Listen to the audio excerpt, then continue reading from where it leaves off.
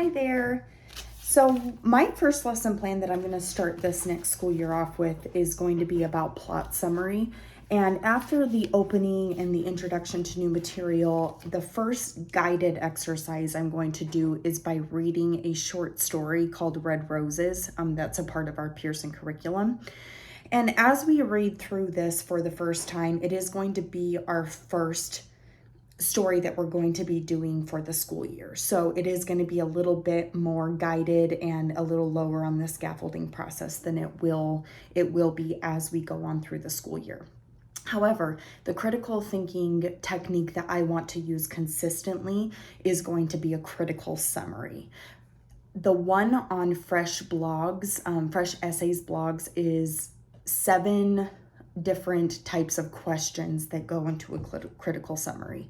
However, a part of the scaffolding process that I'm going to be using is only using 3 of those at first, just to kind of dip their toes in the water, get them started with it a little bit. It's not so overwhelming about going so deep into analyzing a certain text right off the get-go.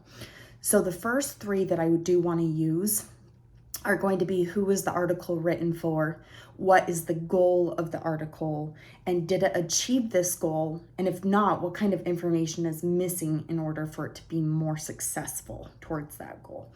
So what I was going to do is, after just doing our first read and kind of just taking it in, we've read it one time, then having that almost reflection time.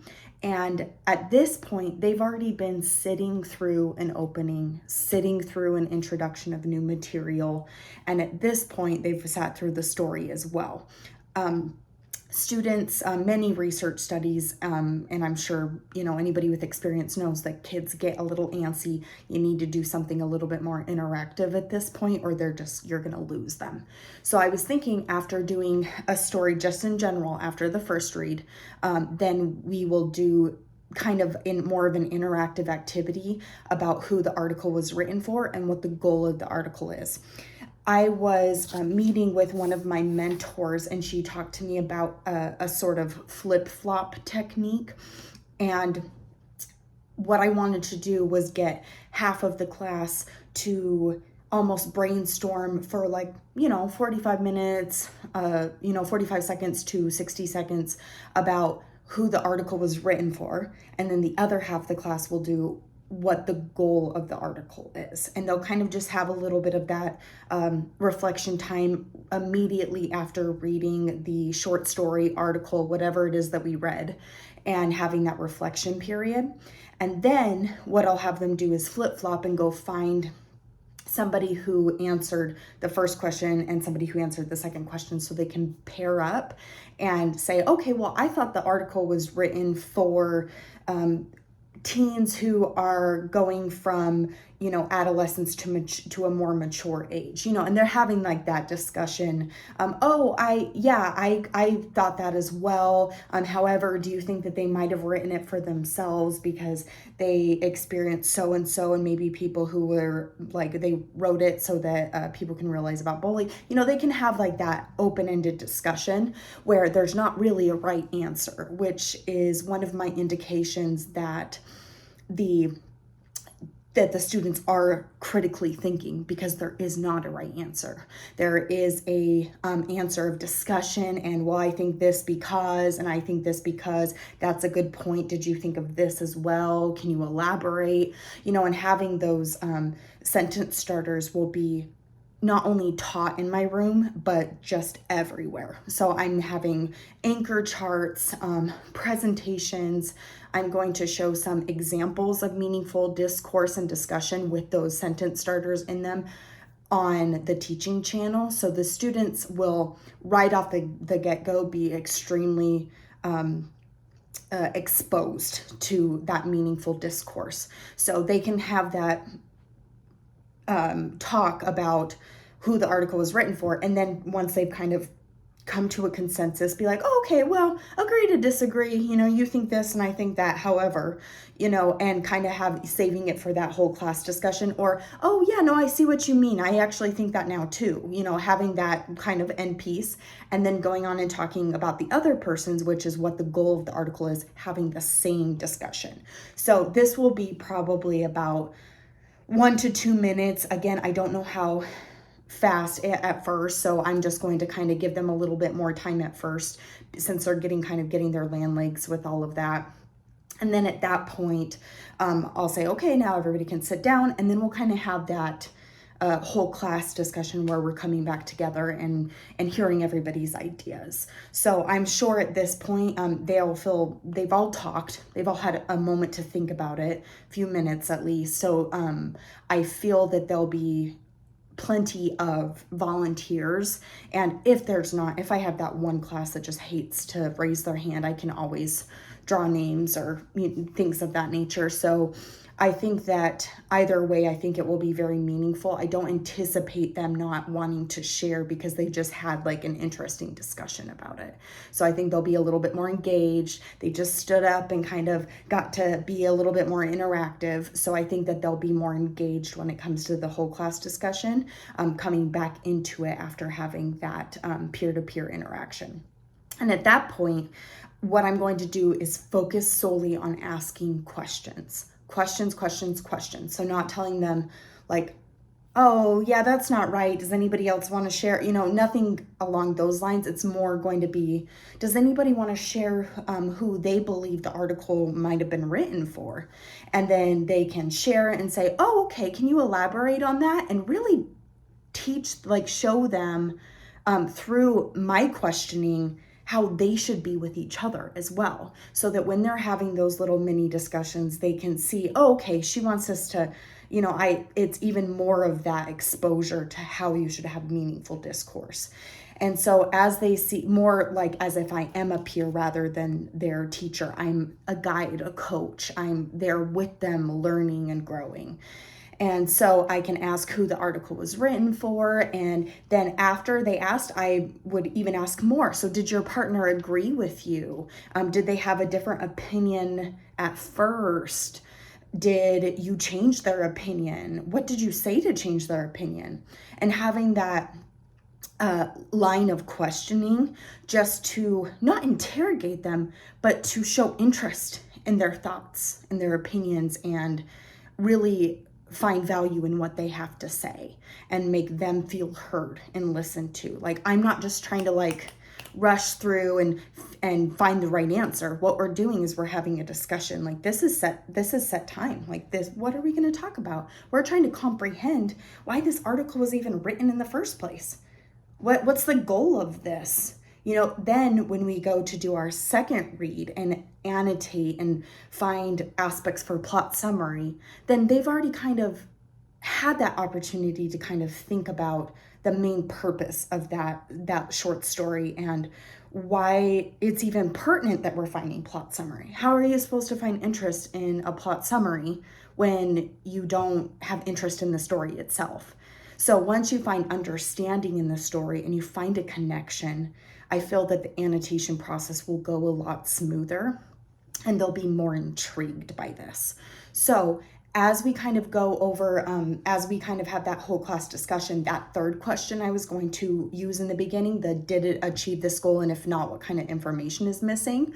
That's kind of something that I think will be really, really strong with this first story that I picked from the curriculum, because it is geared towards them and the essential question of what does it take to go from being a child to an adolescent? What does it take to start becoming mature, to start making adult decisions? So I think that some of their input would be very pertinent because they are the people it was written for. So did this author accomplish her goal of making you feel connected to the fact that you shouldn't bully and that you should be kind to others and you shouldn't judge them or make them feel bad, that you should be accepting of everybody? So that message that she has for you, did it work? Did it resonate with you? Was her goal accomplished? And if not, why? And we might get some answers such as, well, I thought this part was really cheesy and that wouldn't have happened in real life. Or, we kind of might have some of those. And I think it will be interesting to see, okay, so what could she have changed in order to have you be more intrigued, and what kind of information maybe would make you feel guilty about making fun of somebody, or, laughing at them in front of their peers. So having that open discussion about some of their thoughts, I think, is a great way as an introduction to making them feel valuable and heard. Something that was specifically geared towards them in the curriculum, and having that open discussion about it. And so that will be prior to annotation, so that when we go through and find the plot summary, I think it'll be really effective. That's just going to be more of that guided portion. So it's going to be almost like a part of the introduction of the guided. And I feel that doing that after each article, short story, anything that we read, even if it's just a chapter, might be very beneficial. So I'm going to do even a first chapter Friday, and we can ask some of those questions, because I'm not going to have them write it down. It's not going to be for a grade. It's more going to be about showing curiosity about what you're reading and finding purpose in it, and showing that wow, I can have a connection to this book and it can do this for me, and have that kind of realization and that connection with reading and literacy that is so important in our society and country. So I feel that I've encompassed everything that I needed to with this explanation. I know that it did ask about the 3 branches. And when I discussed with I thought that it was branches, like as in ways you can reach the children. And I felt like the 3 ways that I really could connect with them is not only the peer discourse, but the feeling heard, the whole class discussion. I felt like that was a really great way to make them feel included and like their voice is important. Third one, consistency.